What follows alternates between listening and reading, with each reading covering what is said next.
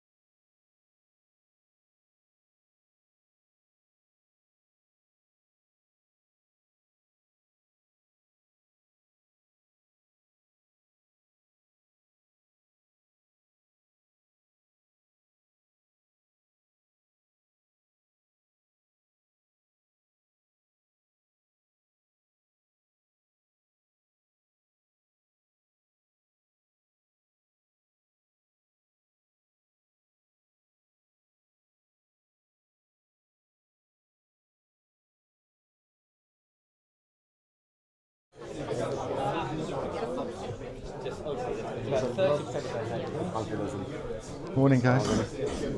Was im Tee.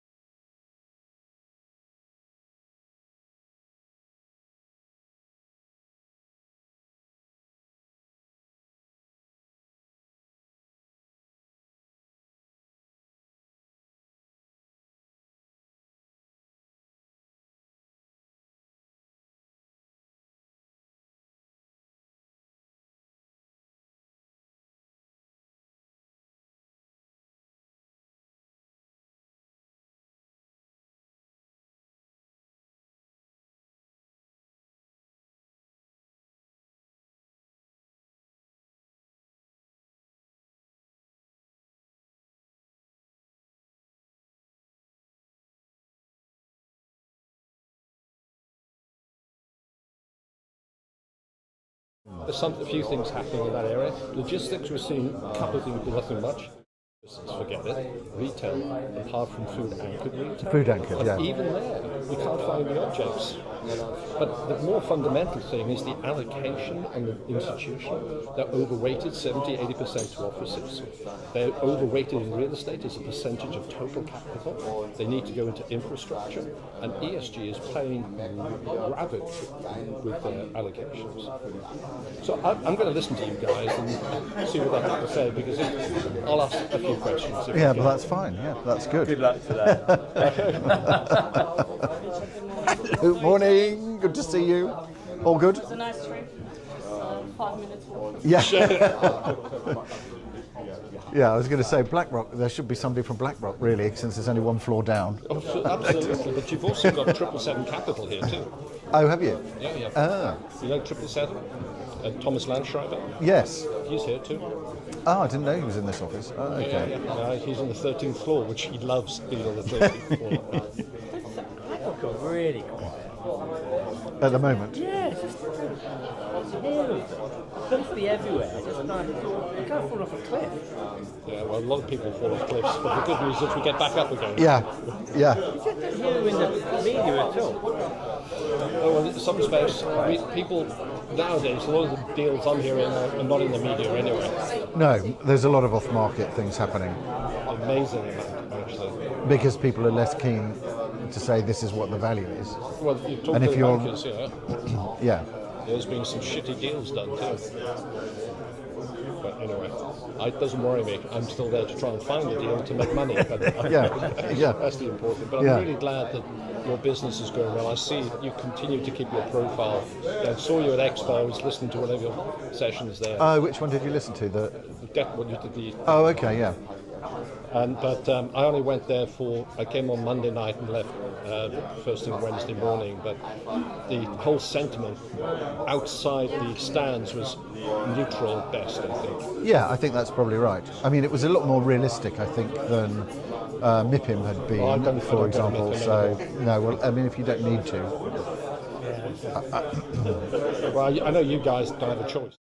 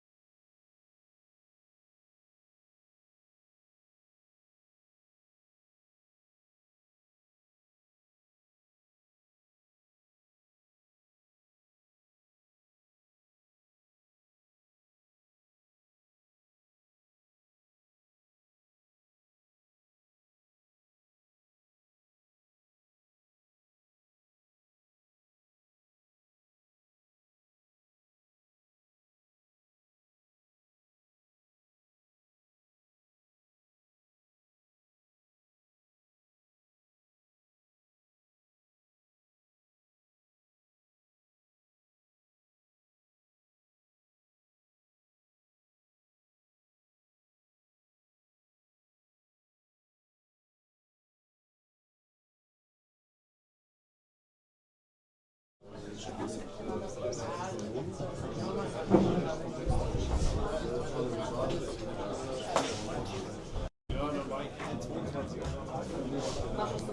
wollten nur erstmal die Leute durchgehen lassen. So it's on mute at the moment, so just to put it live, you just click it over to that side and then it goes green.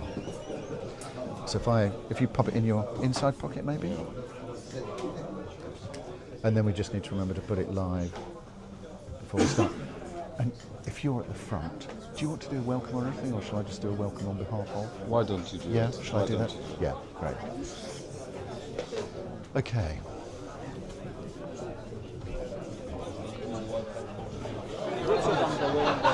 How was Riyadh? Very well, very interesting. Tell me Riyadh. about camel chocolate. Camel chocolate. I should have brought you some. yeah. I was coming back, and they stopped me coming into Germany at customs and said, "What have you got? What have you brought with you?" And I said, "Well, camel chocolate and dates." And they said, "No cigarettes or alcohol?" I said, "Well, no alcohol because there isn't any in Saudi, and no cigarettes. No, just you bought all those dates? Yes, that is correct." Right, I think we're going to start. Yeah, good idea. We're going to start, guys. Yeah. So whenever you're. We're going to. How are you doing? Good to see you. We're going to start. So. Okay. Oh, sorry. We're going to start, guys, but you can bring things through. It's all very relaxed. So. Ihr habt das.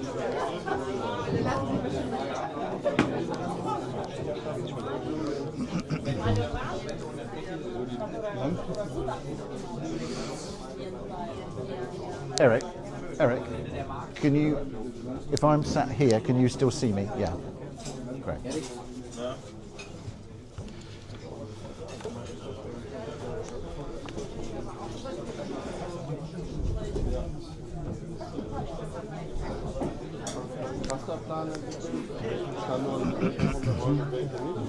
Dieser Rat ist ja nicht dabei.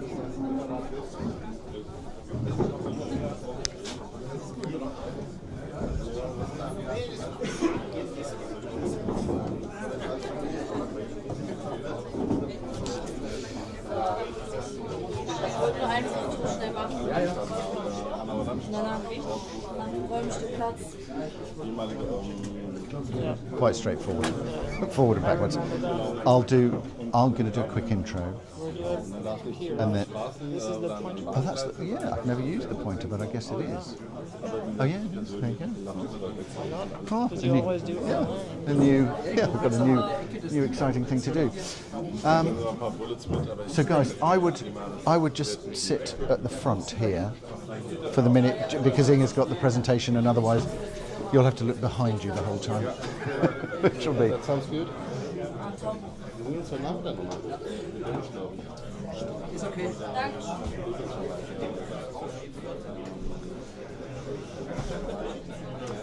Danke. Did you want to do a picture of all the speakers? Oh, okay. Well, then we'll do that now, since we're all almost in a line. A quick photo. Philip, it's time for your modelling career to start. Look, we've got to.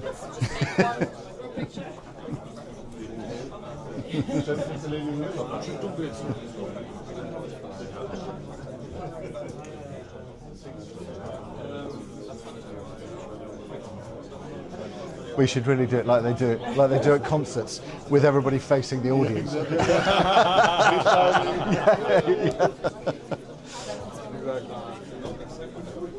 Great. Oh, you can sit there if you want, Philip.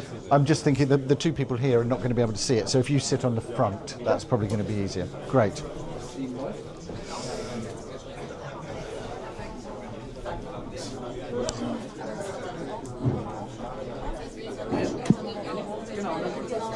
Testing.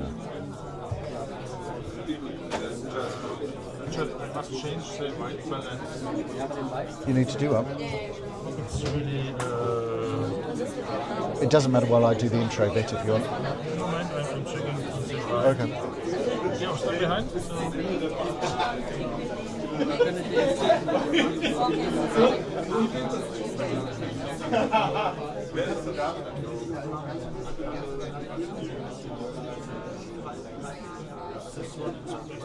Yeah, you ready? Must change because without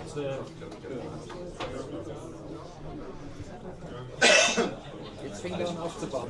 Jetzt habt ihr, wenn man das Licht zumacht, kann man Yeah. das ja nicht. You don't need to film my bit anyway, so.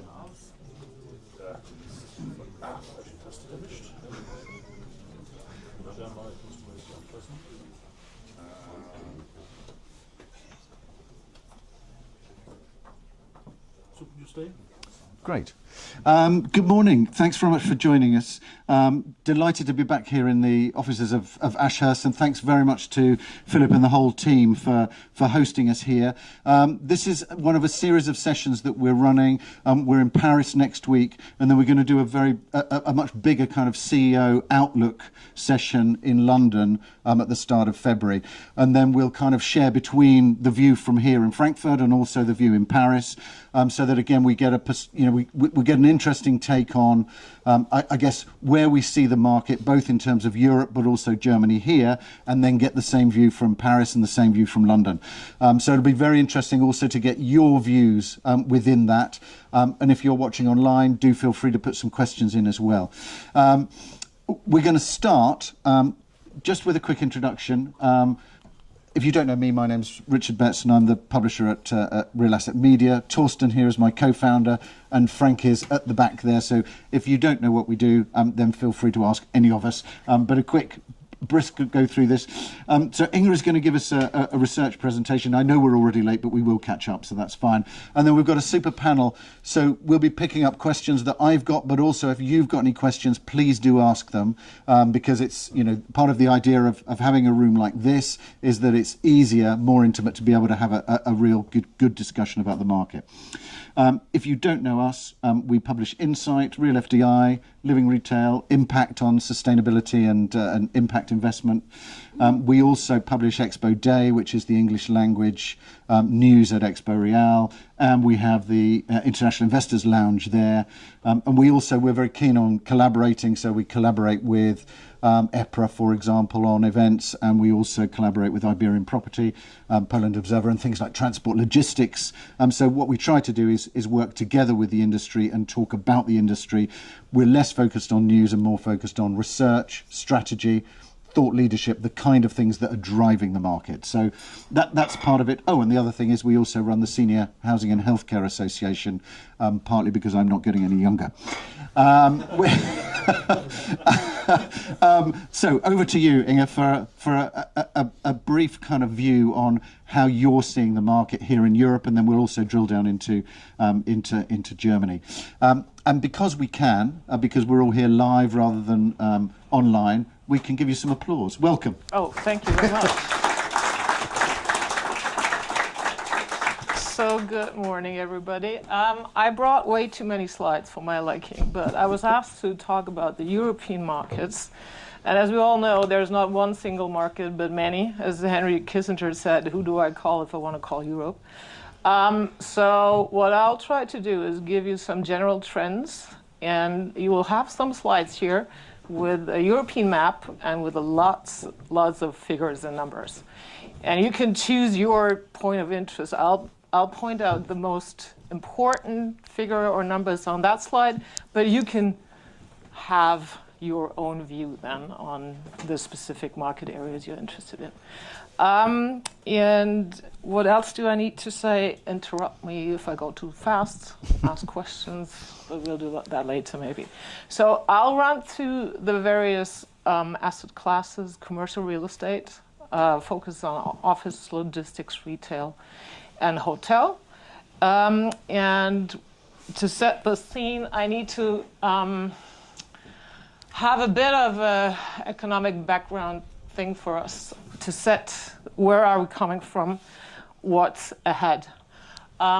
So, and I don't want to bore you to tears, but I just want to put things into perspective. We have seen years of a low inflation environment. For many years, the inflation was below the 2% target. we saw very expensive monetary policy. That all changed with COVID when we all stopped consuming and producing. But once we came back consuming and producing, inflation took off, which wasn't a surprise because inflation is nothing else but too much money chasing too few goods, right? So inflation was rising already in 2021, and then 2022 came February, invasion of the Ukraine, another disruption of supply chains, energy prices rising, noticeably inflation in the Eurozone up to 11%. So, and we have seen inflation all over the globe. So what the central banks had to do, because that's their tool to fight inflation, at least that's what I learned during my studies, is rise interest rates, make sure the markets are cooling off, get the heat out, and that includes GDP to decrease. So less economic growth, actually decreasing economies, that's what they take as a given. They take that and accept that. We've seen, and they were successful in what they were doing, and in 2023 we've seen inflation coming down, stabilizing now for most of 2024 around the 2% target. It was the Fed going first, decreasing interest rates again. And our outlook was, and that's our October outlook for inflation, was stabilizing at 2%, with knowing that the ECB and the Fed and the Bank of England said, oh, there'll be more interest rate cuts in the future. The question for us was just not which direction do interest rates go, but at what pace. With Donald Trump being elected president of the United States and with his politics coming up in terms of higher tariffs, we will probably see inflation rise again. We are very cautious at the moment now. We don't have an official house view on Trump's presidency. We're working on that. We'll see more and have more certainty in January and February coming out. But for now, whatever this is, we'll see what's going to happen. The next slide would be something on GDP growth, just to give you an idea. We have seen very modest GDP growth globally in the past 2 years. For the Eurozone, we were more optimistic, actually, in terms of what's coming up in 2025. We were of the opinion, and are still, that Europe might actually see a bit of positive growth, whereas the markets might slow down, not decrease, but growth could be a little slower in the US. That was our presumption in October. As I said, lots of uncertainty in the market now. Okay, can I go? Yeah. Here we go. Where are we coming from in Europe?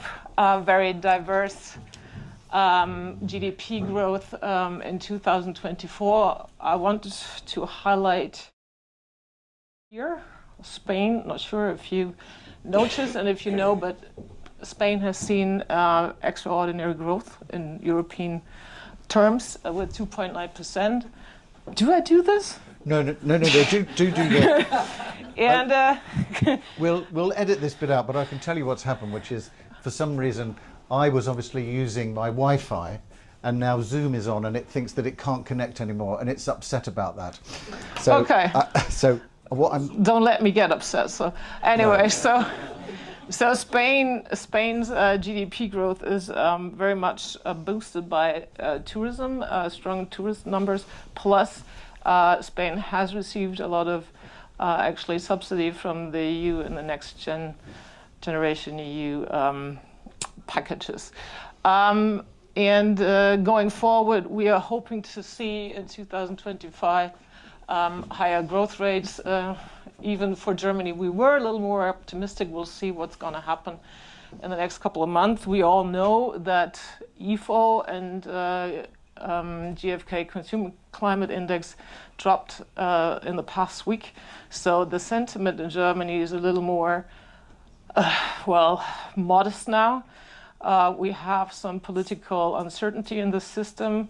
We are hoping for more security political-wise in the next couple of months with the elections coming up in February.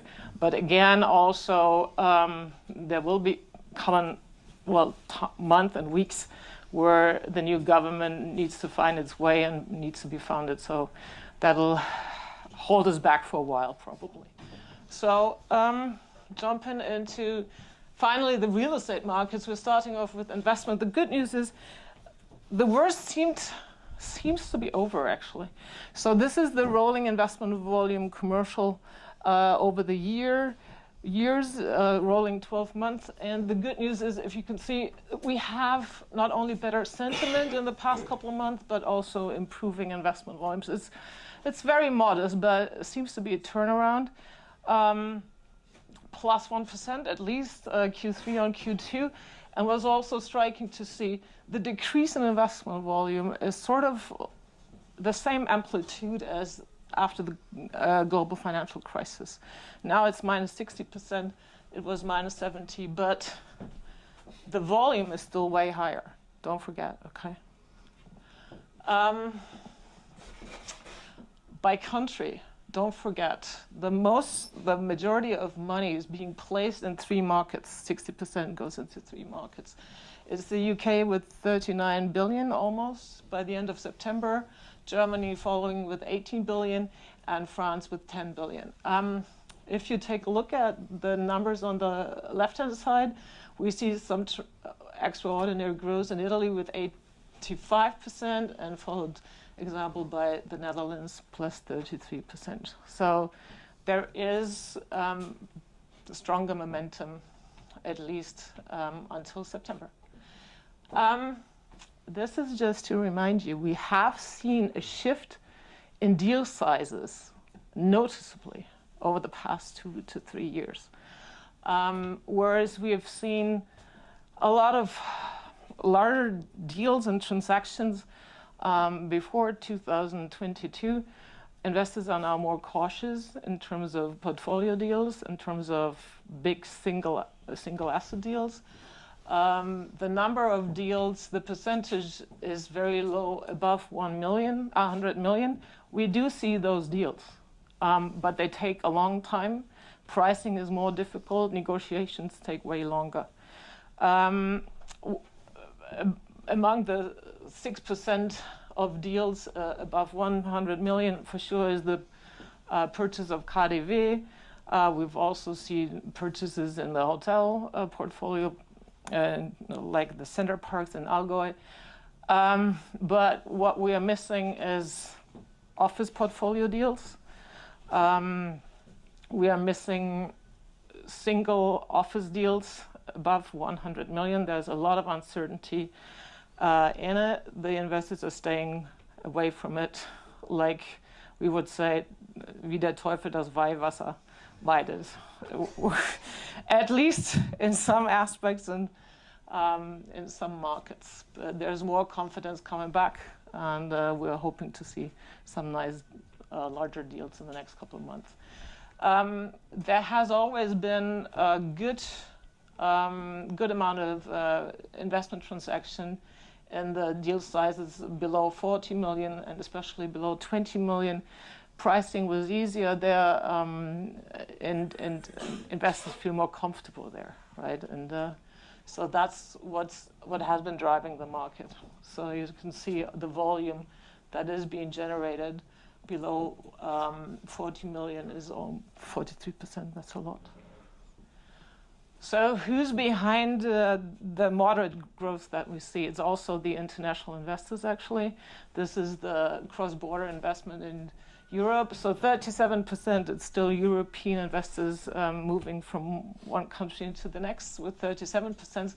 But there's a lot of interest from the American investors. Their market share is 38%. Their investment growth over the year is 48%. They're especially active in Spain, Netherlands, and Italy. We see less interest from APAC with minus 30%. Nevertheless, in Germany, they're very active. That's with 1.7 billion. Again, that includes the KaDeWe purchase, and in Ireland. Middle East investors are a little more reluctant, actually. Their investment volume is down minus 52%. Okay. Looking at the asset classes, for the first time ever, you might have known this already, logistics is at a par with office investments. The drop in office investment was tremendous. There was a lot of things coming into play driving this. I'm coming to that in a minute. The repricing was very strong in offices. Around 37 billion were invested in office buildings in Europe. The same holds true for logistics. Also strong repricing and a drop in investment volume in logistics, but it's coming up now again. There's a nice curve, in terms of investment volumes coming back. Retail comes in third with 28 billion invested, and as you can see, retail had its high times in 2015, 16, a lot of investment dynamics back then, and then the restructuring in retail actually started, the way we purchase, the way we consume. So retail is actually stabilizing now at a volume of 28 billion invested. The darling, the favorite of the year is actually hotel, with strong growth of 30%, coming out of nowhere, basically. But it's also a strong story. Talking about repricing, we've seen yield decompression for a longer time, starting in 2022, in response to the rise in interest rate and in response to more uncertainty in the market. Prime yields have stabilized over all asset classes now over the year, being recorded at 5% for office, 5% for logistics, 4.7 for office, and high street is 4.4. Office markets, as I said, there's a lot of uncertainty in the market. It's not only the GDP. I need to stress that nothing correlates as much with office take-up as GDP development, okay? It's a given, it's known over the decades and cycles, so if GDP goes down, the office markets perform for another 3 to 6 months, and then the office markets go down. Okay, when GDP goes up, also office market take-up responds with a time lag. So that's one thing. And you need to keep in mind that with financing costs rising over the past 2 years, it was way more difficult for managers to finance growth, to find confidence in a growth story. And that also prevents higher take-up figures. Plus, we were surprised that it still goes on. It's the uncertainty for many managers in terms of working from home. What kind of office space do I need? What quality? Where do I need it? What quantity? How do I want to use it? How flexible does it have to be? And that combination, that structural shift also in how we use offices, has had a major impact on office take-up and office investment volumes. So office investment volume declined again over 9% compared to 2023. But, and that's the good story, we see some improvement here again in Italy, plus 140%, and in selected markets. The decrease in UK and Germany is almost at a par with minus 20%. We expect office yields to have seen their peak, actually. There is one figure that is the most important in this on this map. It's not the 3.95% in Stockholm. It's the 4% in London. Why is that so important? Because we've seen a yield compression in London in Q3 by 15 basis points. Taken into consideration and believing that the pattern has not changed, the London market was always the first in the cycle, the first to move, and then the rest follows. Okay, so if we see this number confirmed in Q4 and maybe more compression, then that's a good sign that the rest will follow, the rest of Europe. I said that there is very limited transaction volume above the 100 million euro mark in terms of office. And that is true. We've only seen 2 deals so far signed in Europe. And one I think is actually quite exceptional, but because I think it's a strong signal to the market.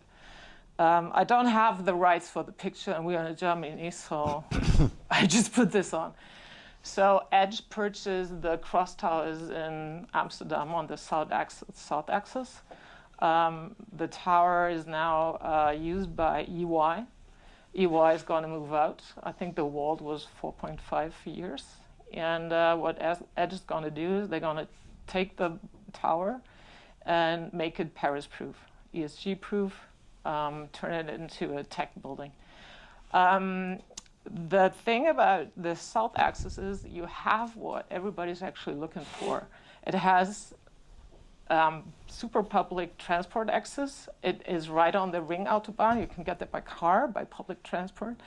You have a shopping mall in walking distance. You have all the amenities you need. You have bars, restaurants. You have more towers, more office people. You have the network. So people actually, workers coming into work, find what they need. They find services. The commute is worth the travel. The office commute is worth the travel. And we see a lot of interest now in the office markets for exactly that. Locations that are either very central, in the heart of the city, or in functioning, very well-known locations like the South Axis. Yeah? And we'll also have, and that's the story of vacancy, we'll see assets, older assets that are probably not Paris-proof, which are outdated, and something needs to be done with those assets. And so Edge is one of the investors now going in first. Talk about office take-up. It has not only stabilized, it has picked up a little quarter on quarter since Q2, so that's the good story. What you need to understand is that also in office take-up, it's the large deals that make all the difference. Right now, we've always seen quite some good office take-up numbers in the smaller size segments. Medium size is a little difficult. If we see office take-up growth, it's usually triggered by large deals.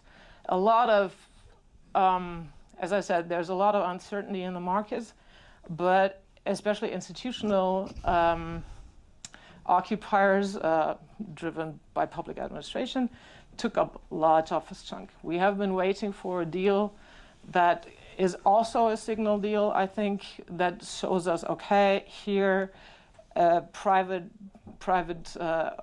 owned firm is opting for a larger office space leasing.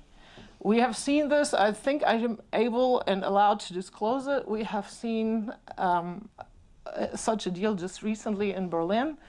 We have been advising on the office, on an office deal of about 20,000 square meters to a international consultancy firm. And that firm is opting for a lease signed in Berlin Mitte in a very attractive area. And that shows us that the belief in office as center of work, creativity, productivity, efficiency is there, not only in smaller units, but 20,000 square meters in the heart of Berlin. That's a big statement. And I think it's a beautiful sign to the market. It's the biggest deal so far I've seen this year in the market, signed by a private company. Here again, also a very mixed up picture in terms of office take-up in Germany, with central London already plus 5%, but it's a very mixed picture. Office vacancy, another thing, is rising. On average, it's at 8.8%, is plus 90 basis points compared to Q3 2023. But what I find way more interesting and what I want to draw your attention on is that you need to understand we have seen way higher vacancy rates during the global financial crisis and even in earlier cycles, okay? So here you see the peak is the global financial crisis high points, and the low is 2019. And okay, there's two markets which are a little odd, Warsaw and Berlin, but that's a different story, and maybe central Paris. But most of the markets have seen higher vacancy rates before, and that includes Frankfurt. Okay, so Frankfurt has seen higher vacancy rates before, and Frankfurt is the market that is most familiar, I think, with high office vacancy rates. And I've written my master thesis in 1999/2000 on the problem, das Problem des Büroflächenleerstandes in Stadtzentren in Toronto and Frankfurt. So the topic was office vacancy in cities with comparing studies in Toronto and Frankfurt. And even back then, here in Frankfurt, office vacancy was very high, especially in Niederrad. And the city did a lot actually to support conversion of office space. And it has worked in some parts, I think. Quite some office space was converted into a hotel back then and into resi, and we'll see more of that, not only in Frankfurt, but what we have recorded for Frankfurt is that, sorry, there's a typo, my fault, around 431,000 square meters, so almost 500,000 square meters, we do have in the books of assets that are planned or could be, or we know of projects that include office conversion to a different use. Like 57% of it is probably poised to be used for residential, 21% to education, and this is, I'm not sure if you all know this is the former Deutsche Börse, is going to be turned into gymnasiums, so 2 high schools. Okay, that's in Frankfurt. And I think we're going to see that in other markets too. As I said, there is a difference in stock in vacancy between outdated stock and submarkets and in city centers. So in city centers, sorry, this is a screwed map, but anyways, the numbers are right. In the CBDs, we see a very low vacancy. And we are expecting to see vacancy actually decrease because there's strong demand for very prime product, actually, and there's the pipeline, the construction pipeline is drying out. So once the space that's now on the market is taken up, it will be years until more new supply is coming into the market because developers are still somewhat hesitant. So that puts prime rents under pressure, and we are expecting to see prime rents to rise and continue to rise in the next couple of weeks and months and years. Logistics, I'm speeding up now a little. Logistics had the boom years 2021 and 2022 investment-wise, backed by strong logistics take-up with our change in consumption patterns going into e-commerce. E-commerce was a strong driver for logistics take-up. And also the disruption of supply chains and the reshoring initiatives back then.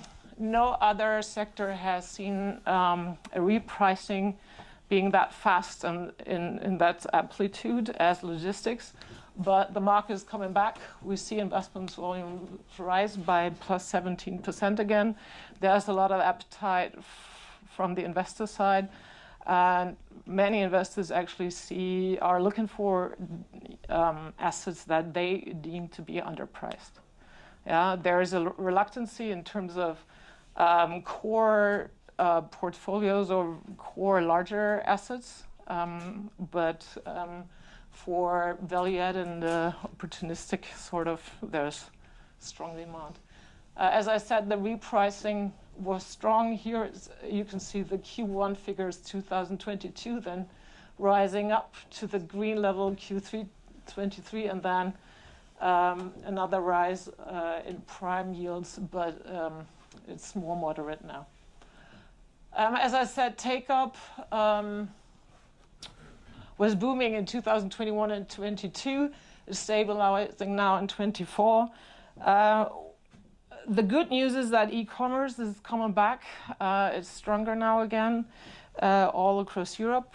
We're a little cautious in terms of the manufacturing sector, what's coming up there. In Germany, we have had not such good news lately. So we'll see how this plays out.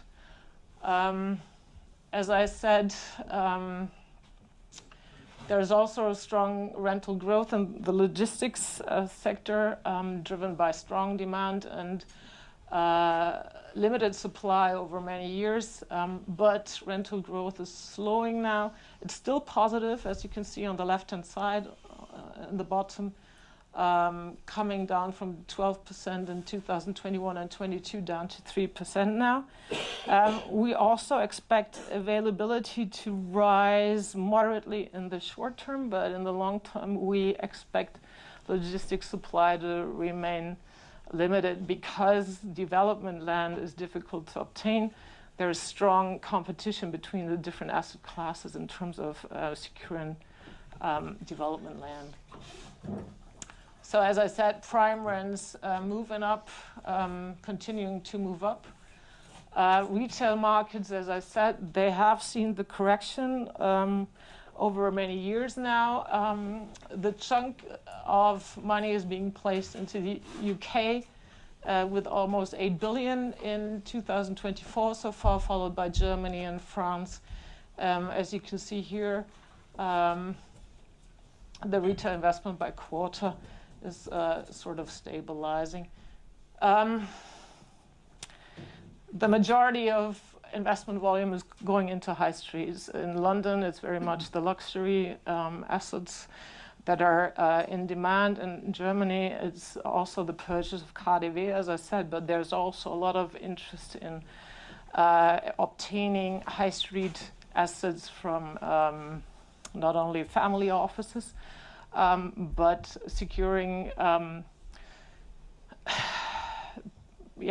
core product that's premium product, a plot of land in the heart of the city that guarantees long-term value.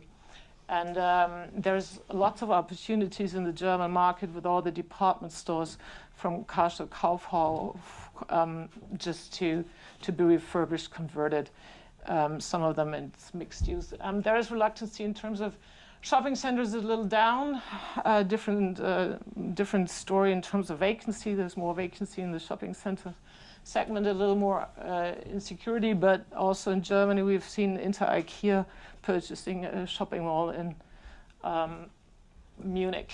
So that's the good story. I'm surprised to see retail warehousing coming down in comparison to 2023. In Germany, we can see that food-anchored retail works very well. We have seen a couple of transactions now that we have been advising on with a very short marketing period. From marketing to signing was just 4 months.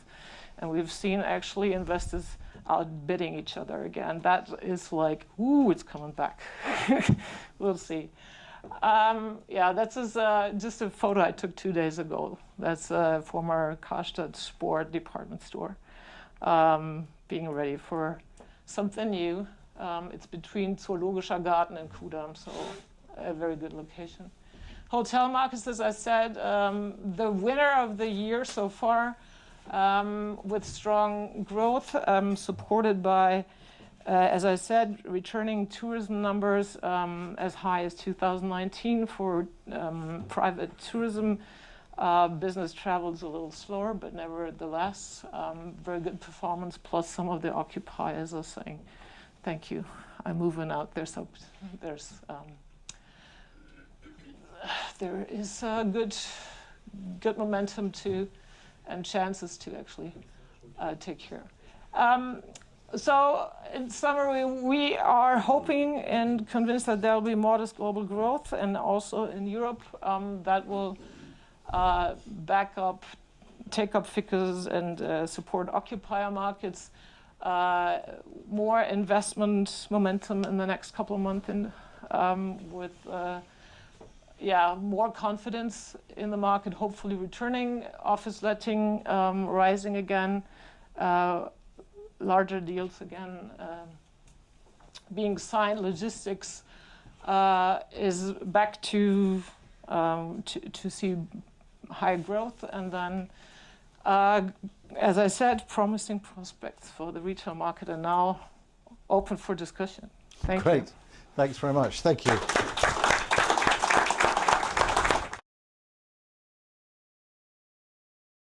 If you can pass me the clicker, that would be excellent. Great. So speakers, if you could come forward, and there are some seats at the front here as well, so do feel free to come forward and grab a seat. That would be great. Let's just start with some introductions, and if we start with you, Philip, at that end, and work our way round. By the time we get to you, Guido, then I almost certainly will have got rid of this damned Zoom thing. So great. Let's start with quick introductions from you, Philip, if we can. Yes, I hope it's not my mic that's doing that. In fact, let's not worry. Why don't you come and sit here, further away from the speaker, and then that will be better, I think. All right. And I'll stay where I am. Okay. All right. Yeah, Philip Kukowski. I'm a partner here at Ashes in Frankfurt, focusing on real estate finance. So whatever I say today will always have the angle of a lawyer's finance view,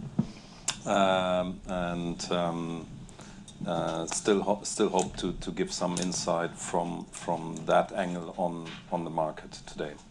Great, thanks, Guido. Yes, hello everyone, my name is Guido. I'm head of real estate finance debt with Prime Capital. Prime Capital is an alternative lender active in the European market, active in the market for 20 years. So since I'm the debt guy from the investment part, everything you will hear from me today is more or less from the debt investment perspective. Great, Asim. Hi, I'm Asim Alami. I'm 30 and I'm a lender. I'm from Berlin HIP. I'm heading the International Origination Group. So anything you will hear from me is from a lender's perspective. Great. Maybe let's start with you, Asim, if we can as well. I mean, just in terms of, there was survive till 2025. We're actually now almost in December 2024. So plainly, we at least have survived. But how do you see that? Do you think that that's, we're surviving and it's positive for 2026? Are we clinging on to the wreckage? Where are we? I have a personal conviction, but I have to say it's unlike your statistic. I think the future is much more uncertain, and I will say why I think that. So in my view, 25 will be a moderate good year with relatively low interest rates, but the contrary is quite possible as well. And when I say that, I look over to two government changes in the US and in Germany, which are in front of us, ahead of us.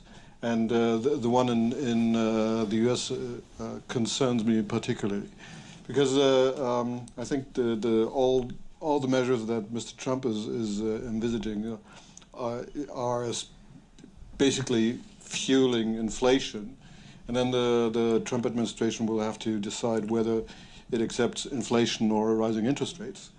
I think he will opt for accepting inflation to a certain up to a certain point and keep interest rates down, but that's pure speculation. So it's a bit stupid to say, but both scenarios are possible. And then I will close with another citation from Mr. Kissinger, who said, we have the dollar and you have a problem. So that's whatever they do has of course a strong impact on the European scenario. Okay, good. Philip, what's your take? I guess particularly if we're looking back over 2024, looking ahead towards 2025. How do you see some of the differences, particularly in your area? I mean, what we have seen in this year is certainly a lot of difficulties. In particular, if you look at project developments, everything that has a complicated financing structure is in deep trouble. More or less everything. So I think next year, this may continue into next year for some time, but probably, or let's say, hopefully, next year we will see some more some light at the end of the tunnel. I would say. Okay, good. And Guido, from your point of view, I guess we've covered some of the key trends in the presentation, obviously from Inge. What are the key trends that you think are going to be influencing you in 2025? Well, it's the buzzword sustainability. That's one of the key drivers that will drive our investment strategies forward-looking in order to avoid stranded assets. And the second key driver is restructuring capacities. So if you look at the real estate industry, I think that's the two key triggers that will drive values in the future. On one hand, you need to be able to manage your current risk in your portfolio by applying the right restructuring strategy on each and every individual asset. And second, forwardly looking, if you would like to make new business, that's mainly driven by sustainability in your process, but also on the asset level. That's the two key drivers that I see forwardly looking.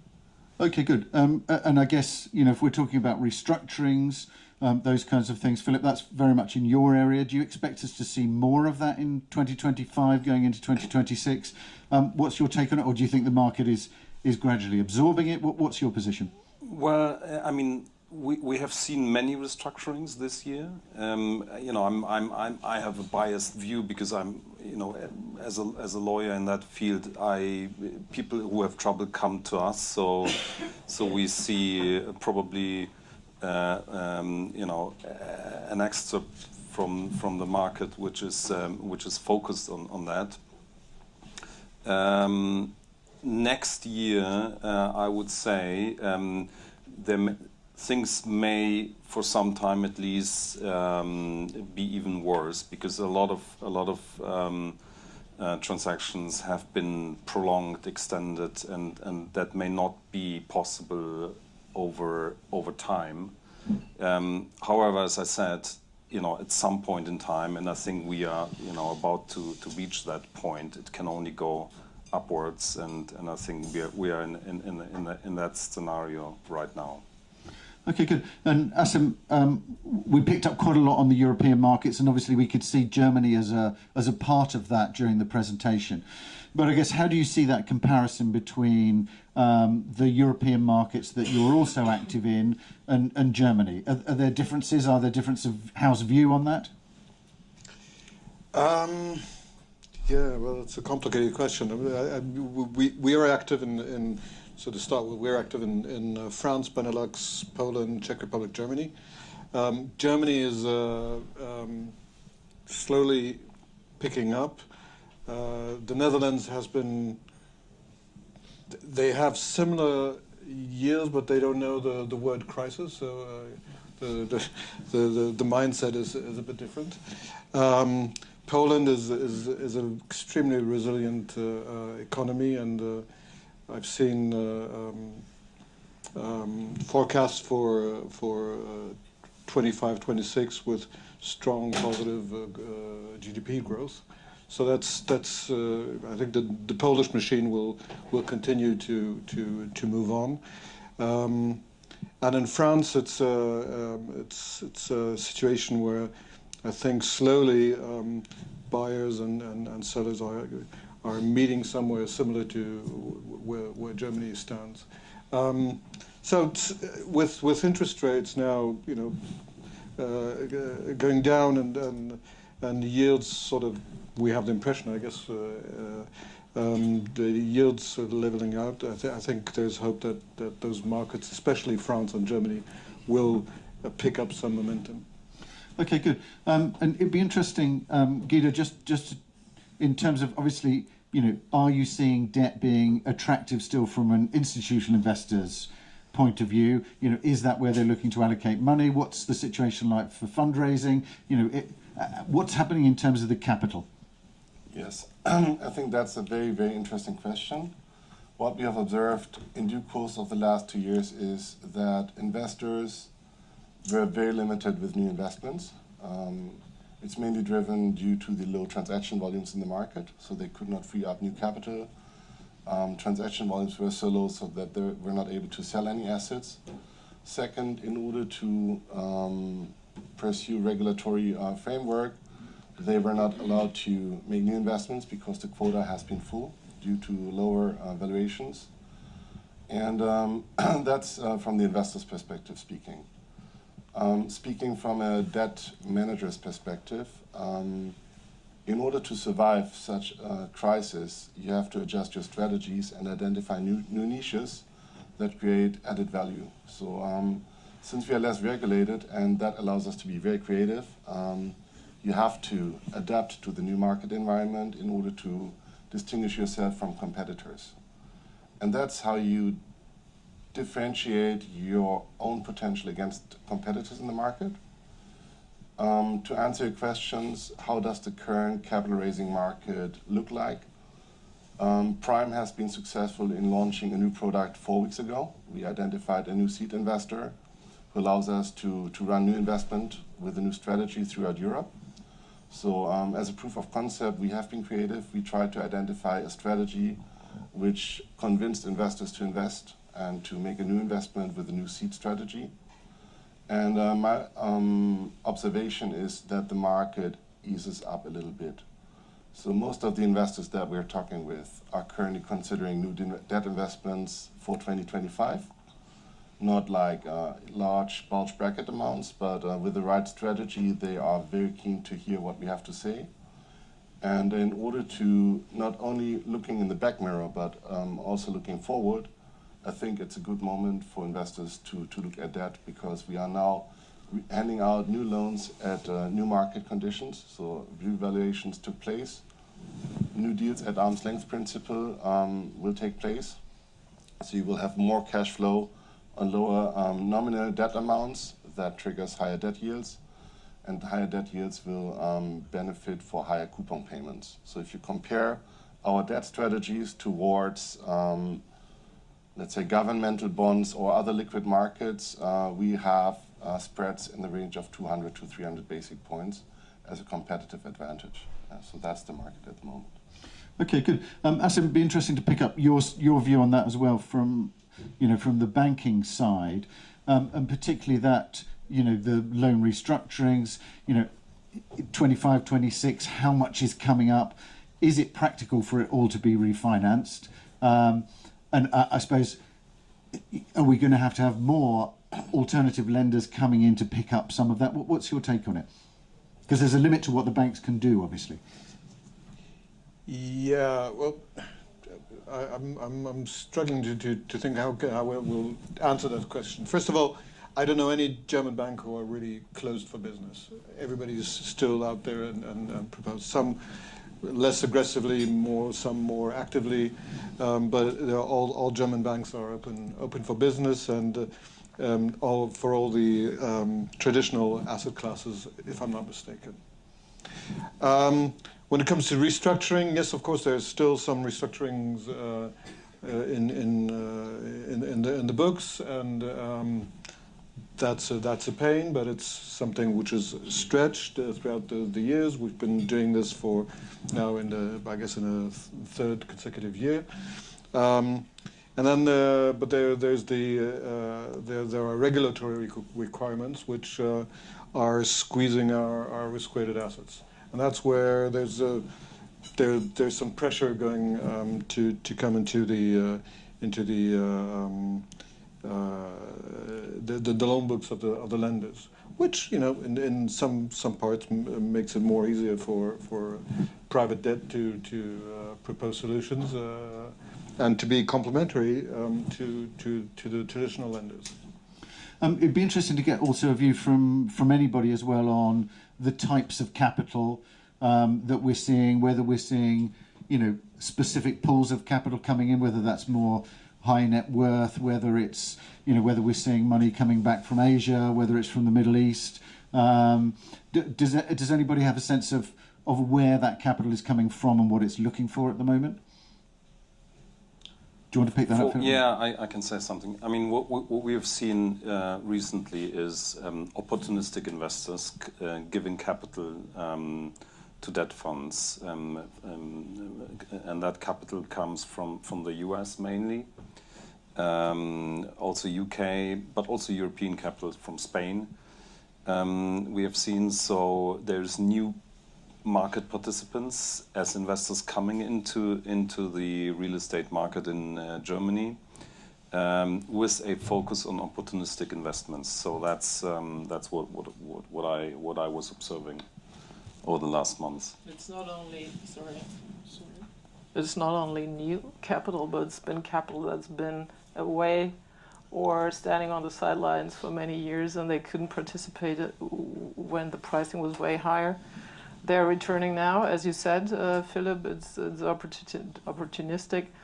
We've seen U.S. investors standing on the sidelines starting in 2022-23, also looking for platform investments.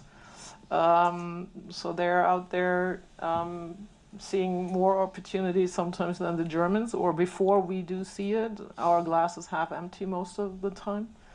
Family offices are big players right now, securing very well prime product at a good pricing. They're actually driving the market in some cities actually. When I talk to American or Asian clients, I get the impression that Europe slipped down a couple of rankings in their priority lists. So they usually have a strong view on the US and see opportunities there, and Europe seems a bit less attractive than it used to be. So I'm a bit worried that some capital will not find its way back to the European markets. Yeah, but sometimes I try to tell myself, we are still the third largest economy in the world, so there might be some opportunity somewhere. Yeah, with a stagnating German economy. We'll see. We'll see. But interesting. So I was in Riyadh in Saudi Arabia for the first part of the week and flew in yesterday. And there, again, this is the World Investment Conference, and it is a genuinely global one, and there's the UN and finance ministers and everybody at it. But there it was very interesting to see that a lot of what we might view as emerging markets or other markets had completely different concerns and were not concerned by any of the things that we are concerned about here in Europe, and everything was going very strong, and they were seeking investment and getting investment. So there was a very different view from that. But interestingly, sustainability was a very big top line trend there. Digitization, technology, those kinds of elements were really strong, and as you'd expect, things like a lot of things around infrastructure, of course, because that's a very big part of the market. And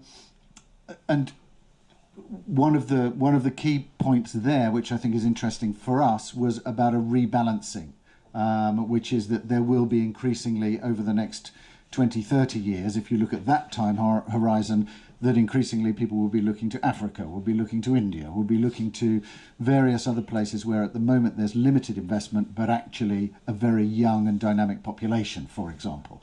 So interesting to get that perspective, I think, just from how we're seeing ourselves here. But it certainly wasn't doom and gloom there, even about Europe. Interestingly, exactly the point you made, that this is still one of the largest pools of customers in the world, one of the largest areas in the world. it would be interesting just to pick up a little bit on some of the views. Maybe Asim, just pick up on some of the views, like office, for example. You've got to view that with the same criteria, I suppose, as an investor in some ways, because you're putting the bank's money into this. So how are you seeing some of those sectors? I mean, we mentioned there logistics, office, retail, hotels going well. What's your overall sense of that? Well, to be honest, I don't think I have anything surprising to say on this. We believe in offices, and I think the remote working will not disappear, but it will be relativized by economic factors. One could say that remote working is a phenomenon of full employment. That's not completely true, but it's basically, it's certainly fueled by the strong position that employees have these days. I believe that we have to look at office space which is attractive, which offers basically living spaces and not only a desk and a computer. I think retail is back again on the scenery and work well. I don't know if I say retail, I'm not necessarily talking about shopping centers, but some of the shopping centers do work very well as well. In Poland, for example, it's back on the scenery again. Logistics are, nothing surprising for anybody in this room, is back on the scenery, or not, has never left the scenery, as well as residential.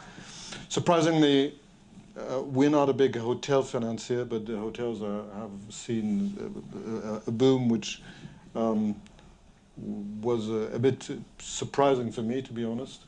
And then we have all these niche products, and you might want to comment on that, where we're not too bullish about, such as life science or data centers, which we consider to be more of a subject for our colleagues from infrastructure. Okay, good. Well, let's pick up some of those alternative niche areas as well. Guido, with you, data centers, the more kind of niche self-storage, those alternative sectors, senior living, healthcare. How are they in terms of financing at the moment? What's your take on it? Actually, we defined even office as a niche sector, because if you look in the past, retail has been very struggling before, and it recovered. Then we saw hotels struggling, and it recovered, and now we see office, and it will recover. However, office is something which is black and white at the moment. And the easy solution is you have an office asset being located, fully let in the inner city of an A city, which is perfectly easy to understand. Our niche strategy is a bit different. Given the fact that the project development pipeline is nearly dead, you won't have new product in the next coming years. And you will not always find the best location for an office. So the question is, how can you derive return from an office with lower demand? And that's our strategy. So we try to define sponsors who are very creative to reposition assets that might not look shiny at the first view, but if you put a lot of creativity in refurbishments or in repositioning the assets, and what we have seen with the former Deutsche Börse headquarters is a very great example of creativity and repositioning of assets in a B location. Yeah. And these kind of assets are exactly what we're looking for, because we are driven by returns. And we are not getting returns from prime office in an A city which is fully let, but we derive great returns with a great risk profile from such assets as with Deutsche Börse. And that's part of our niche strategy as well. But this is therefore really about transforming something, because, I mean, all the other things where we've been doing research around it, is the big bifurcation in the market really between those top class assets, particularly if you're looking at office, and everything else, basically. And if you're not fully sustainable, if it's not an office that everybody wants to go to, it's not, if it's not worth the commute, people aren't going to commute to it. So, exactly. But you're talking about transformation. Exactly. And how easy is that to do in Germany? It's for sure not easy in a number of countries, if you regulatory-wise. From a bureaucratic point of view, it's the most challenging part. to obtain building permissions and to get this granted. So this is a very time-consuming process. In order to relet afterwards, especially if you have transferred into residential, that's the most easy part. And if you trade it off, and this example is great because it has had this kind of education program as well with long-term lease contracts with the city of Frankfurt. You had parts of it containing data centers. So this kind of mixed use is a great example if you sell it afterwards. But the process is very time consuming, and for us that's the most challenging part if you run your analysis. How much time does it take to transfer from an empty asset into a fully vacated asset? Over what time? Over what period of time? How much interest will be picked? And what's the exit risk? So that's the major part of our risk analysis. However, in return, you get great coupons on these kind of transforming assets. Okay, great. I've got some things that I want to pick up around technology as well and how that's going to influence things. But does anyone have any questions, any thoughts that they want to bring? Just let me know if you do. Stand up, shout, whatever is necessary to make sure that I see you and hear you. But be interesting, Philip, and anybody's view on this, just in terms of technology, artificial intelligence, how transformative do you think that is going to be? Because that will really start coming into effect in 2025, 26. So be interesting to get in everybody's view on how they think that will change.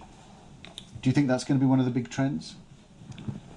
I would say yes. When we are talking about AI, it will definitely change the way we as lawyers work, and will probably be true for a lot of other professionals doing something with numbers or with text. And if you look into the future, I'm not sure the model we are doing now, meaning a couple of partners plus a larger portion of younger lawyers, a pyramid, I don't think that will be sustainable in the future, because a lot of the younger lawyers will be replaced by AI tools, and that will certainly have an impact on office space that is needed by firms like ours, I would say.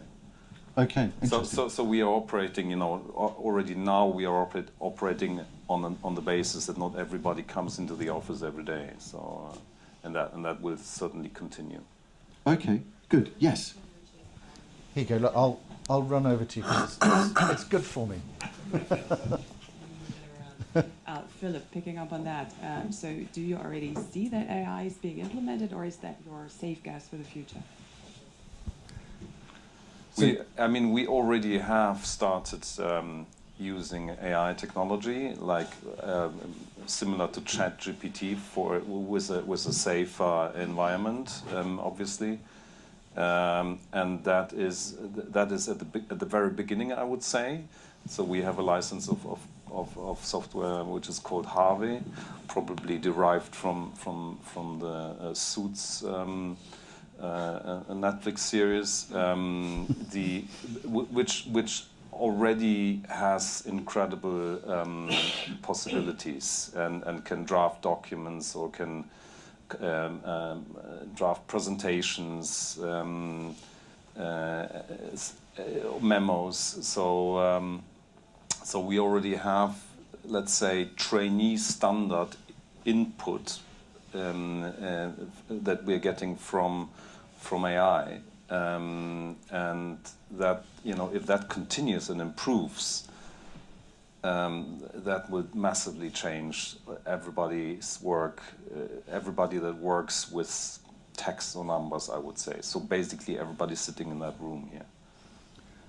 Okay, good. Douglas, do you want to pick up on your question? Yeah, I come from the equity side. Some of you guys might know me from the past. You haven't talked about the German market. 60% is German institutional, as we know. They are overexposed to office by 70 to 80% in their allocations. They're reallocating to infrastructure, as we know, and therefore the office market is not as rosy as our colleagues from BNP are saying from my viewpoint. I think we have a lot of difficulty. question is, how quickly can we reposition our portfolios? I'm very much with Guido because I think the alternatives make more sense, and I'm an educational specialist, and I think that's the area where the institutions are moving. But my question is, how quick can we change the portfolios of our domestic investors? Interesting. If you want to pick that up, and indeed anything else on the tech side, do. I mean, it is an interesting point, I think, in terms of the adjustment in terms of portfolios, which we've seen away from office. It was there on the chart as well. I mean, Inge, maybe what's your view on, I suppose, that issue with office? Do you see it more positively than Douglas? How do you see that? Well, the institutional investors, I said that before, are staying away from office investments like the Teufel meidet das Weihwasser. Yes, they're not into it. I'm quoting one of them a couple of years ago. They said there's nothing more beautiful than one single-use office tower. You just let it sit there and you own it. I think those days are gone, and they're very hesitant in that respect, and we're missing them in the market because they're staying away. But as you said, office is also a niche, and I think once they have, well, it's my gut feeling, if they have understood that there is possibilities in the market, that the pricing is right, they might return, actually, hopefully will return. I think, well, we're hoping for one deal to be closed and signed this year. It's in Berlin. It's the Upper West.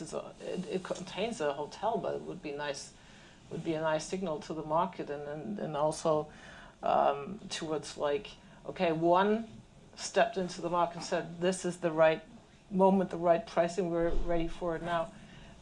So let's wait and see if they cling on to their position of staying away from office. But I think there might be more appetite coming in over the next couple of months, and then we'll see. I don't know, Guido, what's your point on it? I think one key trigger is that the values have decreased sharply. So if you look at NAV, and the price reduction in office has had a huge impact on the allocation of institutional investors.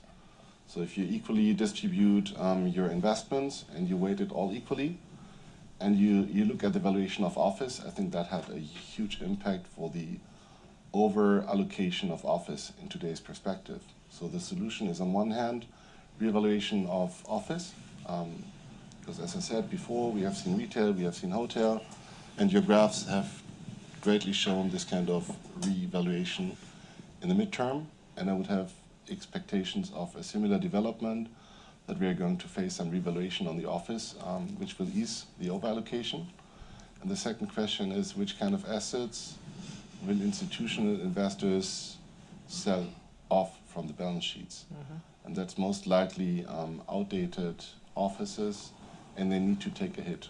And I believe the hit will be taken once transaction volumes return to the market, and they have an opportunity to reinvest into larger return alternatives.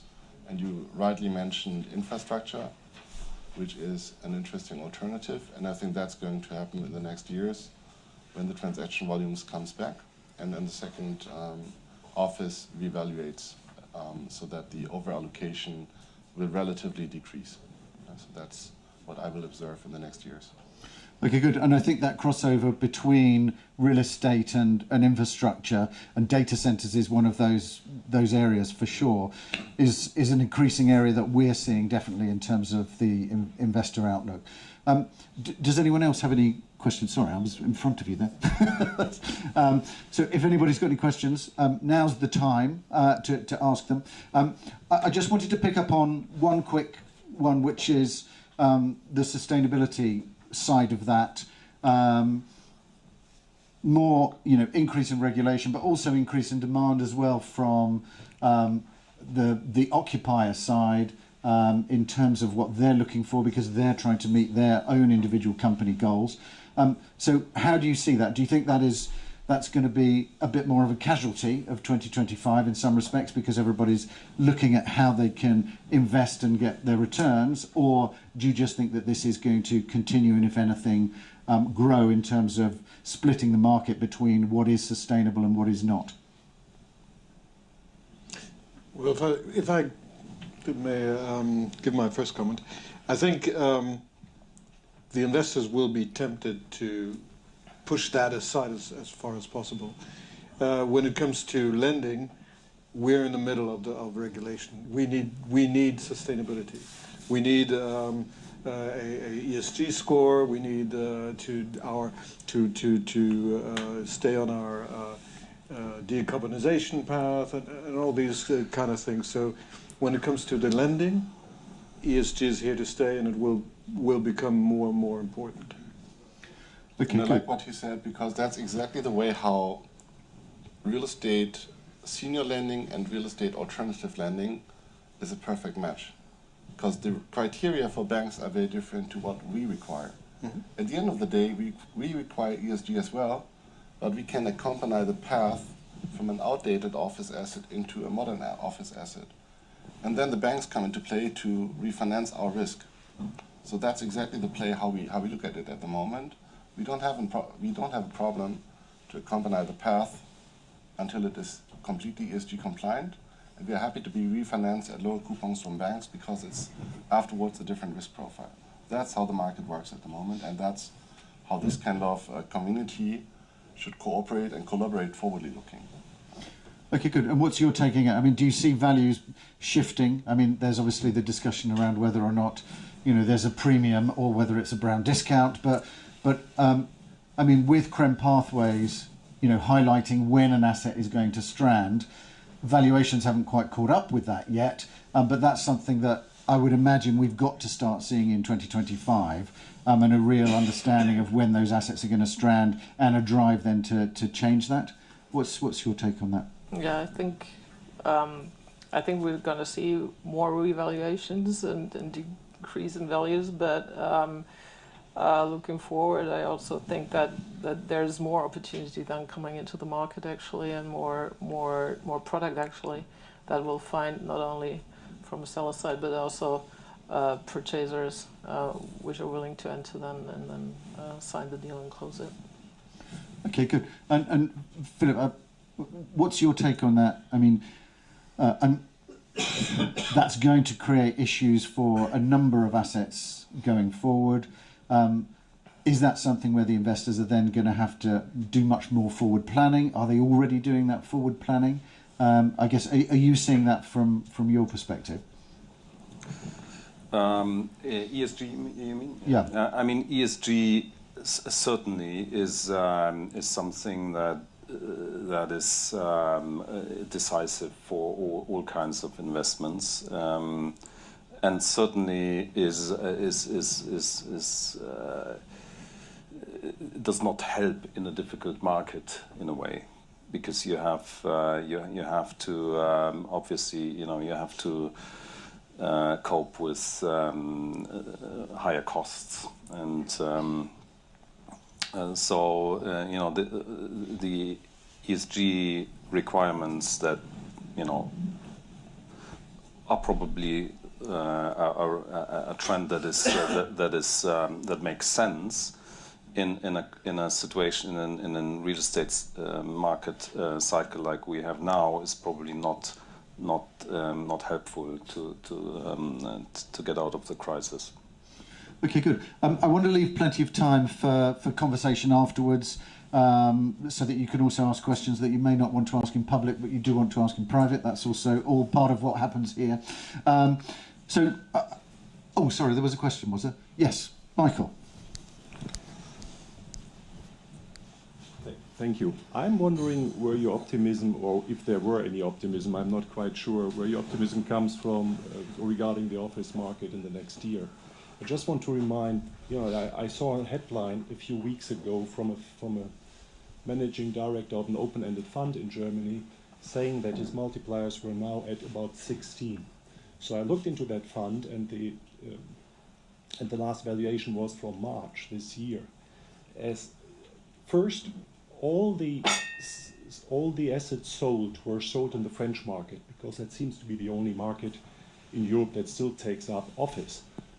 If I look at the German offices in that fund, the multipliers were far, far above 20.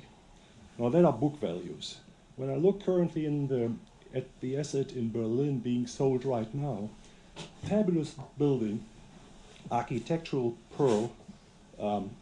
As a tenant, you have the government, 12 years. Great location within Berlin, good lot size, around 40 million, and it will be sold at the end between 20 or 21, depending whether it's a share deal or an asset deal. I see such a difference currently between, if you sell an asset where the prices are and the book values you would see at open-ended funds, which are an important player in that market. I don't see that there is any optimism for next year. Okay, positive note there from Michael. I mean, how do we see that? Because there's always been. I mean, you mentioned in the early part of your presentation, markets repricing in the UK, and the markets do tend to reprice in the UK and then move forward. So people accept that, okay, the market is dreadful, right, let's get out of that and let's start again. So is that an issue? I mean, that's a very short version of it. I can see you looking at me suspiciously there, Asim. But is that a particular issue for the German market? Do we think that the book values don't change and that may be holding things back? What's your take on that? Do you want to go first, Asim? Oh. Well, if you smile, you have something. Yeah, no, I mean, I agree with you, of course, which is simply stating that you bought something for, I don't know, sub 3%, and now it's around 4-ish. Yeah, but that's an easy statement to make. Does that mean the whole market is now, in a sort of paralysis? I think slowly we're getting out of this paralysis. We've been there, and that's where my optimism, if you want to call it this, comes from. That there's some movement coming into the market. But of course, it's very hard to correct your value and put it on the market for many multipliers less than you bought it for. So, am I optimistic when it comes to the use of office space? I think I was wondering if I would agree to office being a niche product. I would state that this building we're in is a beautiful niche product. I don't really think it's a niche product. It's we all work in offices usually, at least part of our time, and I think it's those are locations where we get together to discuss, have a discussion, and to create things. I can't imagine that we really can work without offices. Will there still be remote working? Of course there will be remote working. Will there be less office space occupied than before COVID? Yes, but office will still be a significant part of where our economic activity will take place. Yeah, if I may add something, like I've been in the industry for like more than 2 decades now. What I sometimes think is that people forget that also deals were being done at a higher yield level back then, and that you can work with an asset, okay? It's not only finance, it's the economy, it's how you use it, the occupiers, and sometimes I think, look at past cycles, and we actually believe that it's actually, like Guido said, it's sometimes in some assets, some niches, you can have it's a good opportunity now to enter into the office market. And on your open-ended fund, sometimes they try to sell assets outside the home market first, so it's undercover. Okay, just for the record. Or off the record, maybe off the record. Okay. Good. And we are missing a large office deal in Paris still. And I would like to add one more thing on this topic, because you're absolutely right. There's a huge gap between the NAV and the true value of portfolios at the moment. The way how I look at office transactions is purely debt yield driven. So if I ask 10 appraisers, I will get 10 different values, but I will always have the same debt yield. So cash is, for my investment strategy currently, the most important factor to understand how is my interest paid. Of course, value is important to understand. Is there implied equity? Is there any kind of equity? Is there no equity? So that's important to understand. but I'm mainly concerned how do I get my interest paid. And the value is, of course, important, but I'm mainly driven by debt yield at the moment. And so are we. Okay, good. Last question, unless there's any more. Last question is, do we think it's going to be 2025, is it going to be better than 2024? That doesn't mean you need to be leaping off our seats and and dancing in the aisles. But do we think that we're going to be in an improving position? I mean, interesting that the piece about the UK market, and obviously sometimes that does indicate where the market is going. And also the same is true of listed, where a lot of the listed stocks, the EPRA has been moving up. And that is often also a precursor to the rest of the market moving up, because they tend to price earlier than the funds. So I don't know. Are we glass half full or glass half empty? Where are we for 2025? Philip, you're looking pensive. So. Yeah. Well, I mean, 2024 was a very good year for many lawyers, including Ashurst. So it's always a good year, huh? So I hope 2025 will be as good, maybe with a different focus of our work. So we had a large part, to be frank, of our work was trying to solve problems our clients had, less so new financings, although over the last couple of months there were more new deals coming in, opportunistic deals, rescue financings, refinancings. So I hope that new transactions will be stronger 2025 and less restructurings in 2025. But that's just a hope from this side. Okay, good. Guido. Well, we had two major reasons for the situation that we currently face. So the first thing was we had gone through these COVID thing. Second thing was we had seen the impacts of the geopolitical situation, which was mainly driving interest rates increasing heavily and high inflation. So what we can observe now is those two major drivers have decreased. So we are now in a stabilizing period, and I believe those are two early indicators for a slight recovery 2025. We are far from hiking up to old days before 2020, 2021, but I believe the markets are going to slightly improve. We are going to see some first transactions at the arm's length principle again, but far from the old days. So that's my expectation for 2025. Okay, Asim. Yeah, well, if I take the banking industry, I think we've gone through the last couple of years. It was far smoother than we all thought. So, and we had some very good revenues. The clients weren't in the position to let every bank in the world pitch for their deal. They stuck with our loan book. So, and we had good margins. So, on that level, everything in 2023 and 2024 was quite comfortable for us. I think 2025 will be maybe there will be a bit more competition, and the reason for that is I still hope, and I hope that it's not unreasonable optimism, that investment activity will pick up in 25 on a relatively low level. No reason to think that we're back to the heydays, but we will see more activities. That's my feeling. Okay, good. Inge, last word to you. Yeah, I'm with you. We'll see more investment activity. We see actually more deals being under negotiation now. We see that the expectations between the sellers and buyers in terms of pricing has narrowed. It's easier to bring them together actually. Some of the deals actually, there is now some reluctancy, but they'll come, we're sure about that, in the next couple of months.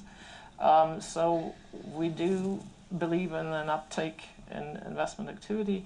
I'm not saying it's going to be easy next year. It's going to stay difficult, sort of moderate in the beginning, and then what we've hoped for in 2024, which was a pickup also in economic activity in the second half. That's what we expect actually for 25, once the political situation is also more stable. So we are team glasses half full. Yeah. Okay, good. I will take this view as well to Paris with me next week.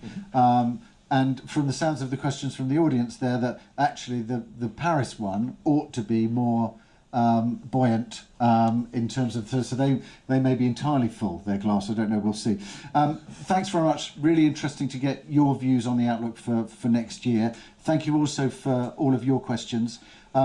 Tea and coffee is going to be served next door, and so do please stay, continue the conversation, and if we could thank ourselves and the speakers for being here, that would be great. Thanks very much, everybody.